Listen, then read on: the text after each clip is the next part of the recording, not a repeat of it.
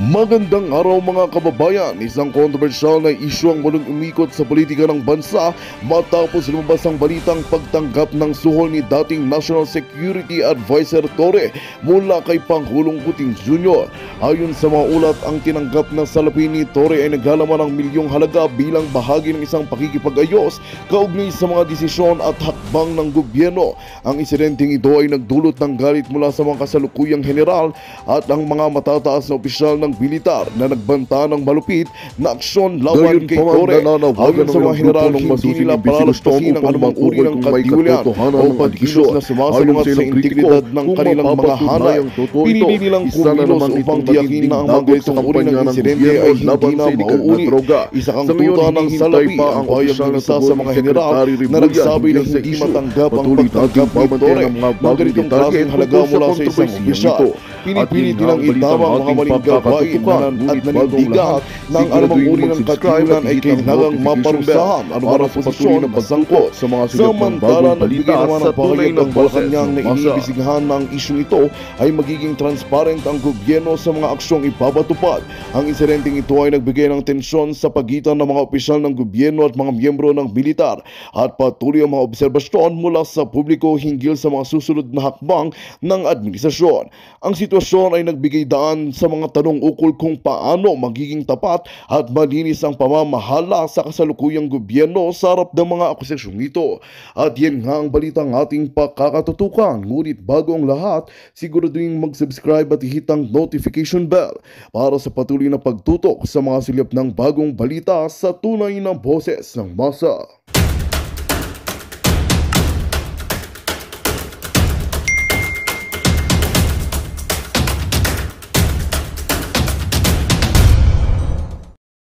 Diktador ang Marcos, hindi yun papayag na ganito na lang nababaliwalain ang soberenya ng Pilipinas. Attorney Harry, i-text ko po sa iyo yung number ni Attorney Trixie. Tawagan mo na lang. Yes. So, yan ang nangyayari ngayon at nagsasalita na nga ito si Mangga. Talo kasi sila Kuting. Kampanya pa lang, obvious na. Kaya ayaw na nila magkaroon ng botohan, sabi ni Perry Dot. So, yon mga kababayan, nagdrama-drama si Amy, lungkot-lungkutan, pero nagbabasa ng script. Hindi po English yung binabasa niya, Tagalog lang. So definitely hindi yun galing sa puso niya. Okay? Galing yun sa script para ipakita sa tao na concerned siya. Kung concerned siya, siya ang may pasimuno ng pambubudol. Ginamit nila mga Duterte, nagmakaawa sila, nagmanumano sila doon sa Davao para sa tandem or unity team na yan. Tapos ngayon, acting ka, ay hindi ka naman nanalo, baka wala nang eleksyon. Dahil kapag nanindigan ng taong bayan at nagurgur na sa pwesto yung mga bangag, yung pamilya mong bangag at mga kasabwat nila, mga jutang dyan na kayo, kunyari nung gugutom, kunyari ganito ang mga bayan, ang taong bayan ay awayan na lang ng awayan, wala nang naidudulot. Ang pagsabihan mo yung kapatid mong adik na mapaghigante sa taong nagbigay sa inyo ng tulong para ipalibing ang inyong ama. Hindi ka mag-emote dyan sa ano na yan, interview na yan. Dahil kasabwat ka sa pambubudol sa bayan. Alam mo, yung vice cam report na yan, alam mo pala, nagdakdak ka dyan na nakita mo, nakita ko nga yan, may mga bakante, may ginawa ka ba? Pumunta ka ba sa Korte Suprema? Pinagsabihan mo ba yung kapatid mo? O sino pa yung gumawa ng aksyon? Si Congressman Ungab, si Attorney Vic, at yung mga kasama nila, iba pang abogado. Kung para ka sa bayan, Amy, na concerned ka dahil nagugutom, chuchu-chuchu, eklabush, doon pa lang, ikaw na mismo ang nagkastigo sa kapatid mo. Dahil kung totoong para ka sa katotohanan, walang kapatid. Or, kinausap mo yung kapatid mo na, oy, bangag kong kapatid, ito pulburon, regalo ko sa'yo, umayos ka. O kaso lang, kung regaluhan ng regalang pulburon, lalong mababangag, di ba? But anyway, mga kababayan, panggagancho at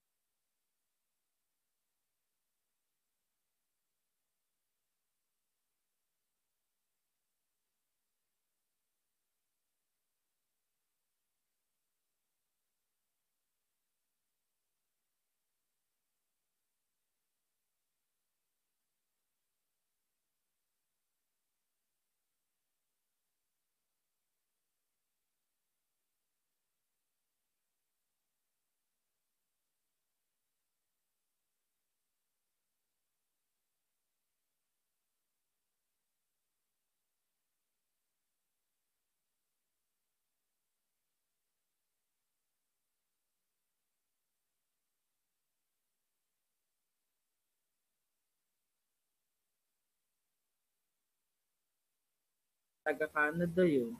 So may exam kasi yung isa nating tech eh. Yes, Kaya yes. kanya matulog, maglilipat tayo. So ano muna, ikaw muna sis at saka sis folks ha, ayusin ko yung tech part. Okay. Yes, yes, yes. Yes nga, mga kababayan, so tuloy-tuloy pa rin ang ating pagtatalakay dito sa kaganapan na kung saan ay patuloy na nakadetine si Pangulong Duterte dyan sa Villamor Air Base. So kami dito ay hindi titigil sa kakamonitor. And I hope po sa lahat ng mga kababayan natin na nakikinig ngayon, mga OFW, encourage your friends and family na manindigan para sa inyong bayan. Pumunta po kayo sa EDSA dahil dumadami na ang mga taong gustong pumunta doon. Kaya, yes, sabi ni Kapitan, akala ko nagurgur na kayo, pero ayun, tuloy-tuloy pa rin. Matitigok na ang mga bangag. So, meron ba tayong kaibigan na nasa EDSA na pwedeng mag-live from there, na pumasok? Ayun nga problema natin eh. okay. Hindi tayo maka ano, no? Nahihirapan, yes, medyo nahihirapan po pumasok yung ating mga palangga dito sa ating sa ating discussion. Pero mga kababayan, susubukan namin na makakuha ng mga impormasyon mula sa labas dahil si Channel 167, I hope naririnig mo ako. Baka po pwede kang makapasok dito sa live at ayun na nga, talagang grabe. Baka may gustong magsalita at pagbigyan natin sila habang ipiprepare pa natin tong ibang mga mga informasyon na mga natatanggap kasi may video ako natatanggap dito. So si Mr. Romel Duco, sir, gusto niyo po bang mag-speak up since nandito kayo at pakikinggan natin ang inyong mga hinaing. At patuloy si Spokeshari ay patuloy na ina-assiste o kaya iba pang mga abogado para nga dito sa petisyon, okay, sa ating apela dahil sa ginagawa nilang panggigipit ng mga bangag na ito. Sabi ni Greek John Largo, tara na, revolusyon na. So, ayun na nga mga kababayan, ito ay pagsupil sa ating lahat at panggigipit. Hindi ito forever. Matatapos din ito. Kitang-kita nyo naman, mas marami tayo. Mas marami tayong taong bayan. Kaya hindi ito magwawagi itong mga hinayupak na to. Temporary lang ito. Sabi nga ni Zian Lu, Filipinos fight and defend your rights. Tama ka dyan, Zian. Yes? May isang DBS vlogger tayo na nasa Villamor daw. Hinihingi ko yung link niya para ma-live coverage natin ang Villamor. Okay, yes. Okay, go ahead. So, sa lahat ng gustong mag-speak up, andyan po yung link na sinend ko sa inyo. Please speak up. Yes, si Kim Borda, you wanna speak up po? Gusto niyo magbigay ng inyong sentimiento? Nahirapan pumasok, Nahirapan pumasok yung ating mga kababayan. Sige, pero tuloy-tuloy pa rin tayo. Maghanap tayo ng mga videos na pwede nating ipakita coming from our friends sa Villamor Air Base. So, tuloy-tuloy ang ating diskusyon dito mga kababayan at patuloy natin i-monitor dahil talagang grabe yung gusto nilang gawin sa ating Pangulong Duterte. Ang mga tao ay tumatangis. Ayan, galit na galit. Marami nagagalit kay Aimee at sumisigaw ang mga taong bayan. We stand with PRRD. Ayan, so gawin niyo pong profile picture. Baguhin ko yung profile picture ko later. Dyan sa ating Ball Jackan, sa ating Facebook. At palitan natin we stand with PRRD. Ayun na nga, patuloy na nagbibigay ng mga updates itong ating mga palangga. At ito, ang Armed Forces of the Philippines ay naka-alerto na daw. Okay. Ready daw sila to reinforce efforts to uphold national security and stability when necessary following the arrest of former President Rodrigo Duterte. Natatakot sila. wala naman nanggugulo. Ang mga bangag ang nanggugulo. Sila ang gumagawa ng illegal arrest. Marami na ang pinapaliwanag na hindi na tayo miyembro ng ICC. Pero patuloy pa rin nilang ipinipilit at ayaw pa nilang sabihin kung saan nila dadalhin ang Pangulong Duterte. Napakawalang hiya po talaga ng gobyernong ito. So, yun na, sabi nga ni Alex Martinez, the government is diverting the real issues to cover up the ongoing trial of the BICAM, PhilHealth, and impeachment issues because they are losing the legal battle. Exactly. Tama ka, Alex. Talagang galit na galit yung mga tao kahit saan ka pumunta ng mga media. AFP, PNP, puppet of the administration. Okay? Sabi ni Zim at PNP at AFP true puppet. Ala, save the Philippines. Wala na kayong ginawa. Okay? Yung presidente ninyo ayaw magpa-drug test.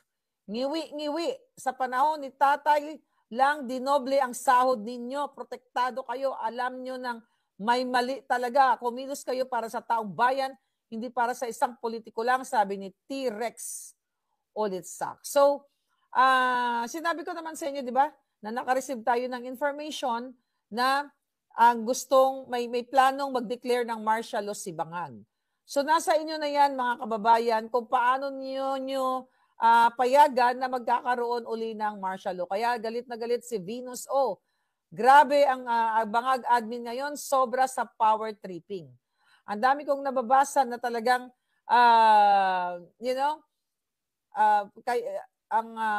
fake ang warrant of arrest. Walang ginawa o pinirmahan ng ICC na warrant of arrest. Wala rin jurisdiction ng ICC sa Pilipinas dahil hindi tayo member, sabi ni Federico D4. Okay? His words, naiyak si Billy Prey, the man that is willing to risk his life for the country, truly a hero. People power, mahal ka namin, Pangulong Duterte. Kailan ba tayo kikilos? Lumabas na kayo sa inyong mga bahay. Ayan, sa message ni Mel Margs, Emma, protektahan natin ang Pangulong Duterte.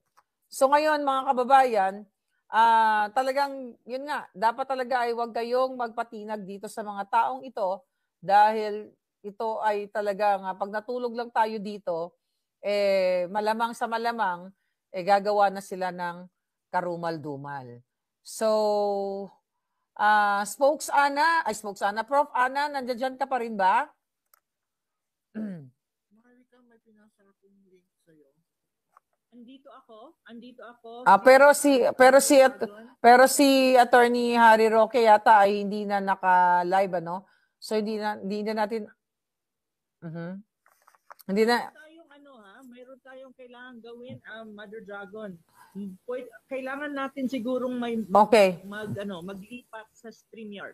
Ako actually nasa StreamYard ako. So sa lahat ng mga palangga, lumipat kayo sa tuloy-tuloy pa rin ako sa ating Bojack TV. So lumipat po kayo doon, lahat ng mga participants sa Bojack TV. Isisend ko yung nasa StreamYard pa rin ako at isisend natin yung link kung paano makapasok yung ating mga kababayan. So aalis ako sa Zoom at ayun na nga, dito na tayo papasok sa ating StreamYard. Mga kababayan, ito po Pakisend yung link okay sa akin. Papasok ako. Okay, tuloy-tuloy pa rin tayo, mga kababayan. Paki-check nga. Tuloy-tuloy tayo, paki-check yung ating computer. Okay, sige. Okay, sige. Alright. So, i-check natin. Tignan lang natin. Okay, mga palangga. So, sa lahat po ng gustong sumali dito, ito ang ating link. Bago na yung link natin dahil nagka-problema tayo sa ating Zoom. So, ayan po. Ayan, ayan, Zian Lu, thank you very much. So, sa mga gustong yung mga nasa labas ngayon sa EDSA or sa Villamor, si Nico, sila MJ, alam ko nasa labas sila ngayon. Andyan po sa lahat ng mga gustong pumasok. Ayan na yung ating link. Okay, si Z, I don't know, si Z, nanonood ka ba? Z, kanina hindi ka makapasok. Ngayon, pwede ka na pumasok. Sino itong nasa ano. Excuse me. Gigil na gigil ako. Okay? Sabi ni Violi Sadulio, ayan mga kababayan, ito na, may pumasok na. At pakinggan natin si Lizella Fernanda. Lizella, open ang iyong camera para makakita po ang mga alindog dyan. Okay, device not connected daw. I don't know what's going on sa inyong device, but make sure, mga darling, na kayo ay, ito. Sino ito? May camera. Okay, si Palangga. Hello? Hello po? Hello, madam? Okay. Yes, you're live na po. Live na. Oh, okay, live na tayo. Si Ma'am. Okay, ma'am, paki-unmute na po yung sarili. Naka-live na kayo, madam.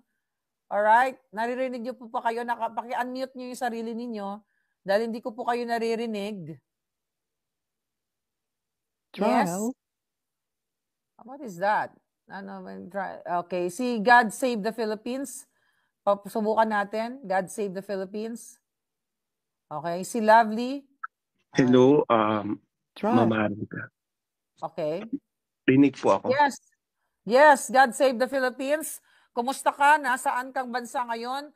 Ipakita mo, parinig mo ang iyong boses kung ano nararamdaman mo sa nagaganap ngayon na panggigipit at illegal arrest laban sa ating dating Pangulong Duterte.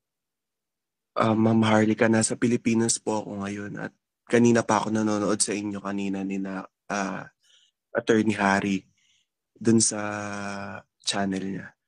Sobrang galit po ngayon nararamdaman ko. Sobrang bigat sa dibdib habang pinapanood si dating Pangulong Duterte na inaaresto kanina mula pa sa NAIA hanggang sa pinigilang bigyan ng pagkain hanggang sa hindi ma-explain kung bakit siya inaresto dahil walang hard copy ng warrant of arrest. Napakalinaw na paglabag ito sa karapatan niya bilang akusado na hindi ma-inform o hindi man lang mapakita kung ano yung dahilan bakit siya inaresto at bakit hindi maipakita ni Torre. Hinahanap ng mga abogado, hinahanap na ni Attorney Delgra, hinahanap ni E.S. Mityaldea pero wala sila mapakita. Ano bang tinatago mo, Torre? Ano ba tinatago ng bangag admin na to? Bakit di nyo ba ipakita yung totoong warrant? Ngayon may lumalabas na yung pirma dun sa ICC warrant na yan, parehas lang dun sa ibang warrant na lumabas sa ibang tao. Ibig sabihin, hindi talaga to, kumbaga may talaga pagdududa sa legitimacy ng warrant na ginamit nyo sa pag-aresto kay Pangulong Duterte. At hopefully, Ms. Marlica, ma-file na talaga yung sinasabi ni Attorney Harry na petition for habeas corpus sa lalong madaling panahon. Kasi kanina, nakita ko yung video na clip na inaano na siya na pinapasakay na siya somewhere. Tapos hanggang sa sinasabi na ni Pangulong Duterte na hindi siya sasakay doon. So sana po maano na natin, ma-file na yung petition na yan, mga attorneys. At lagi lang po kami handa dito, Ma'am Harlica, no? Once na makita ko po na meron ng lugar kung saan nag-itipon-tipon ng mga tao, pupunta rin po ako dyan. Kasi hindi ko po alam, hindi ko po talaga kayang tanggapin na basta-basta na lang lalabagin ng gobyernong ito yung mga karapatan ng mga mamamayang Pilipino ng ganun-ganun lang. Nang walang tamang prosesong sinusunod. Kilala sila dyan na hindi marunong sumunod sa proseso dahil nga bangag sila, dahil addict sila. Wala na sa kanila yung mga proseso. Kaya putang ina mo Torre, putang ina mo Lisa, putang ina mo Bongbong, pagsisisihan nyo yung ginawa nyo kay PRRD. At dahil sa nangyaring ito, dito magsisimula ang katapusan yung mga demonyo kayo. Salamat po. Matatapos din sila, Palangga. Sabi ko nga, kailangan maging positibo tayo at maging peaceful sa ating mga pagtitipon dahil yan ang gusto nila. Actually, ang gusto nila magkagulo ang tao para ma-justify na mag-declare siya ng martial law. But alam naman natin na ang Pilipino na lalo na tayo ay ayaw natin ng gulo. Gusto lang natin na managot si Bangag, hindi si Pangulong Duterte sa pagiging addictus niya. So, si Z nandito na, tawagin natin. Thank you, Palangga. At, Thank you po. ingat ka. Thank you sa tutok. Wag tayong bibitaw. Opo. Nanonood po ako hanggang hapon. Okay, thank you po. Thank you. Ako din hindi matutulog. Thank you very much.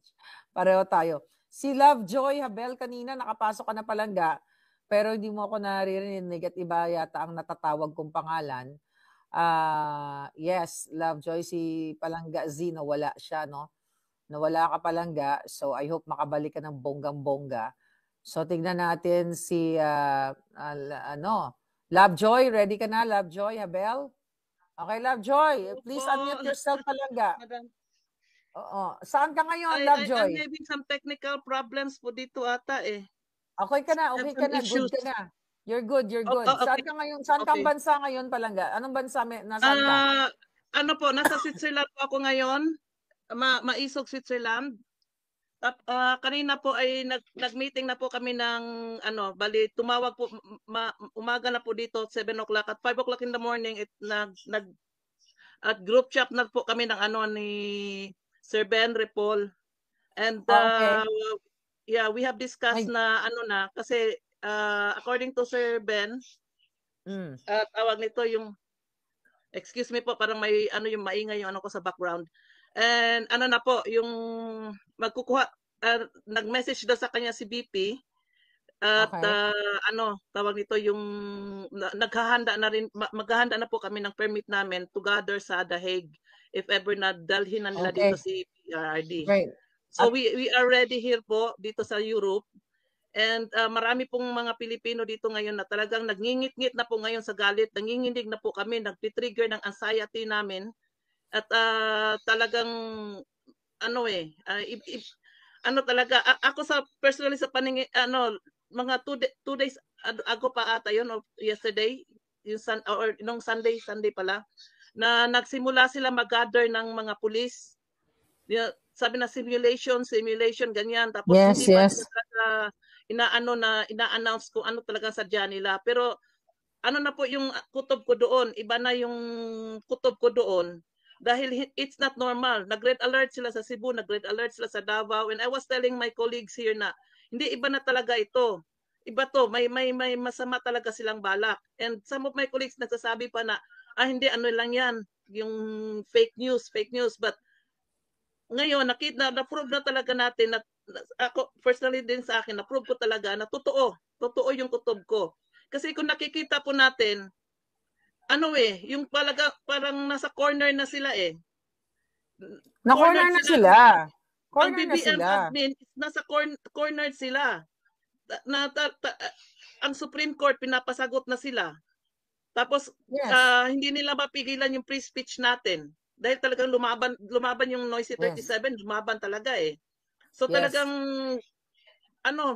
magwawala na si Bangag nito. Magwawala na talaga. Kaya nga po sila nagagalit sa atin, Palangga, Joy. Kaya sila nagagalit sa atin. Gusto tayong patahimikin, yung Noisy 37, Pangulong Duterte, Inday Sara, dahil sa mga katulad ninyo dyan sa abroad. 'Di ba? Katulad ninyo, lahat ng mga nakikinig dyan sa abroad, dahil nakikita nila yung OFW, yung mga botante, yung mga absentee voters, ay talagang Duterte. Kaya nga sila gusto i-push yung online voting na yan, para talagang mapabagsak ang Duterte. So again, hindi po maapektuhan ng Duterte sa ginagawa ng bangag na administrasyong ito, kundi ang taong bayan. Kaya thank you, Joy. Thank you. At support ako dyan. Tuloy-tuloy ito hanggang hanggang makauwi na maayos. Sa Sunday po ay mayroon kaming, sabi ko nga, may pagtitipon kami ngayong 16. Sa Sunday ngayon. May date na ba kayo? Opo, sa 16. I mean, may lugar na kayo? Meron po. Prepared na po lahat. Prepared na po lahat yung namin. Pakisabi sa ating mga kababayan. At saka ngayong gabi, nag-usa na po kami. Mamayang hapon, actually dito, maaga pa dito eh. So mamayang hapon, ay magmi-meet ako sa president namin, tsaka sa yung mga officers, magmi-meet kami sa isang place. At baka mag-live stream din kami para mapakita namin na yung support namin ngayon. Kasi we cannot wait until Sunday eh. We cannot wait until Sunday na magtipon-tipon kami. So we have to start now. Now. So now, nag-gather na po now. kami ngayon. This afternoon, magkikita kami. And then Saan we are lugar? actually calling Meron bang open ba for, kailan yung open for public? Bali yung meeting namin ngayon is ano lang, yung sa place ng Meeting pa lang president muna. namin. Okay, meeting Oo, na lang muna. oo. Pero sa, di ba, Meeting let kami. me know.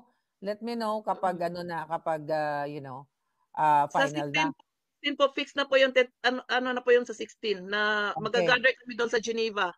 It's Okay. near Geneva. Alright. Yun yung ano namin. Okay, Palangga. Okay, talk to you later again. Okay, Sige thank po, you. Bye-bye. ano na po tayo, keep hold on, keep our calm, at para makapag-isip tayo ng tama nating gagawin. But, Okay. tsaka Yes. dasal po, prayer. Sige po, Madam Harlika, maraming salamat po. Okay, si Z, naka-live ka. Baka anong masabi mo dyan. Okay, sige Palangga, eject yourself na lang.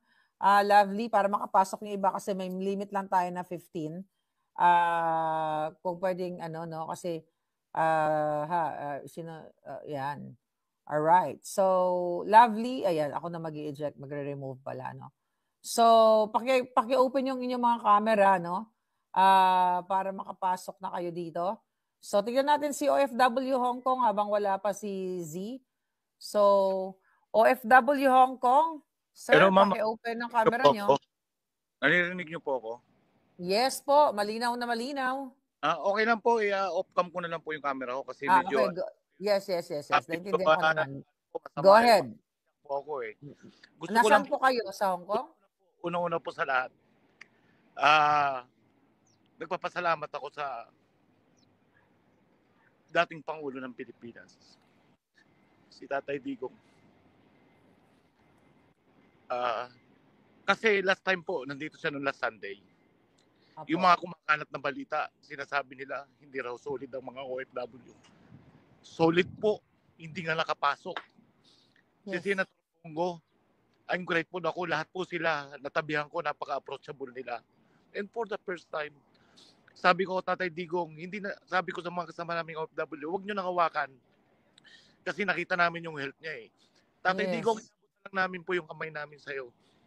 Hawakan nyo na lang po, Tatay Digong, for the last time. Sana mahawakan nyo po. Nung nahawakan niya yung kamay ko, I'm grateful. Sabi ko, Tatay Digong, maraming salamat po sa serbisyo nyo sa bayan sa 6 na taon. Sana makita ka po namin muli. Yeah. Maraming salamat po. Sabi niya sa akin, para akong isang anak na naluluwa. Oo. Maraming salamat po. Ako po, hindi ko na po sasabihin ko anong religion ko. Pero yung po ay napapabilang sa isang religion na alam ko naman po na talagang sumuporta kay Pangulong Duterte at hindi ko na po i-discuss yun. Pero malaki po ang naging ambag. Hindi ba nakikita ng government natin yung naging ambag? Hindi ba nakikita ng mga mamamayan? Huwag tayong magbulag-bulagan. Bilang isang OFW, grabe, nasaktan ako. Nasaktan kami. Ang mga OFW dito sa Hong Kong, grabe, nasaktan kami. Grabe po ang ginawa. Dapat, ano ba yun? Di man lang nila inintindi yung edad niya? Asan yung warrant of arrest? May mga abogado dyan. Kung legal yung basihan na sinasabi nila, dapat pinakita nila. Yeah. Diba? Nakakalungkot po talaga. Yeah, alam ko. Alam na W yung impact ni Pangulong Duterte nung nakaupo. Nakita po namin. Isang OFW po, dati po, nung nakaupo si Pangulong Duterte, kung ano po ka-peaceful. Pag umuwi ka po ng Pilipinas at nagbakasyon, lumabas ka ng alas 10 ng gabi, wala ka pong makikitang tambay. Yes. Uwi mo ng madaling araw. Ngayon po, pag lumabas ka, last time umuwi ako 2023, pag lumabas ka ng 10 PM ng gabi, kung sino yung tambay na naiwan mo, yun pa rin. Magandang balita ang hatid namin sa inyo ngayong araw. Sa pagtatapos ng aming balitaan, nagbigay kami ng mga mahalagang impormasyon. Maraming salamat sa pagtutok at pagsuporta sa aming programa. Huwag kalimutang manatili sa mga susunod na araw para sa mga bagong balita at mga kwento na dapat nating abangan. Mula sa Boses ng Masa, magandang araw, Pilipinas!